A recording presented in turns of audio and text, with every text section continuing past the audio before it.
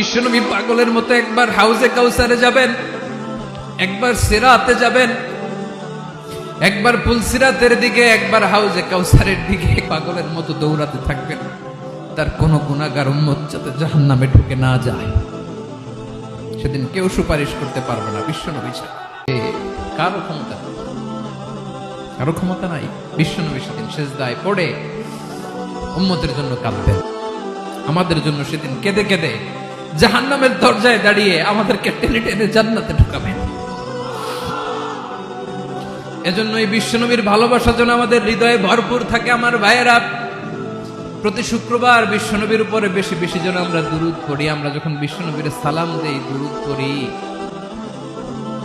একদল স্পেশাল ফেরেশতা আছে যারা বিশ্বনবীর দুরূদটা নিয়ে সরাসরি বিশ্বনবীর রওজায় যায়, যে বলে অমুকের বেটা অমুক আপনারে সালাম দিয়েছে। বিশ্বনবী নিজ কবর